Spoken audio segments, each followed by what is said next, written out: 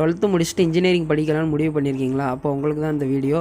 Engineering சேரணும் அப்படின்னா 2 விதத்தில் வந்து சேரலாம். ஒன்று வந்து மேனேஜ்மெண்ட் கோட்டா, இன்னொன்று வந்து கவுன்சிலிங் மூலயமா. மேனேஜ்மெண்ட் கோட்டான்றது நீங்கள் பிடிச்ச காலேஜில் பிடிச்ச சீட்டு நீங்கள் போய்ட்டு அந்த காலேஜில் நீங்கள் போய் வந்து வாங்கிக்கலாம். ஆனால் என்ன ஒன்றா பார்த்தீங்கன்னா ஃபீஸ் வந்து கொஞ்சம் அதிகமாக இருக்கும். டொனேஷன்லாம் வந்து கொடுக்குற மாதிரி வந்து இருக்கும். ஆனால் சீட் வந்து பார்த்தீங்கன்னா 100% வந்து கன்ஃபார்ம் ஆகிடும். இதுவே நீங்கள் வந்து கவுன்சிலிங் மூலயமா போகிறீங்க அப்படின்னா ஃபஸ்ட்டு நீங்கள் வந்து டிஎன்இஏ அந்த வெப்சைட்டில் டேட் வந்து சொல்லுவாங்க. அந்த டைமில் வந்து நீங்கள் வந்து அப்ளிகேஷன் பண்ணணும். அதுக்கப்புறமா உங்களுக்கு வந்து ரேங்க் லிஸ்ட் வந்து கொடுப்பாங்க. அதுக்கப்புறம் வந்து கவுன்சிலிங் வந்து ஸ்டார்ட் ஆகும். ரவுண்ட் 1, ரவுண்ட் 2, ரவுண்ட் 3ன்னு உங்களுடைய ரேங்க் படி எந்த ரவுண்டில் நீங்கள் வரீங்களோ அந்த டைமில் நீங்கள் வந்து காலேஜ் வந்து சூஸ் பண்ணுற மாதிரி இருக்கும். ஒரு 20லேருந்து 50 காலேஜ் நீங்கள் ஆர்டராக நீங்கள் வந்து சூஸ் பண்ணணும். எது வந்து ஃபஸ்ட்டு வேணும், செகண்ட் வேணும், ப்ரியாரிட்டி படி அதில் வந்து உங்களுடைய கட் ஆஃபுக்கு தகுந்த மாதிரி எந்த காலேஜில் சீட்டு கிடைக்குதோ அது வந்து கன்ஃபார்ம் வந்து ஆகும்.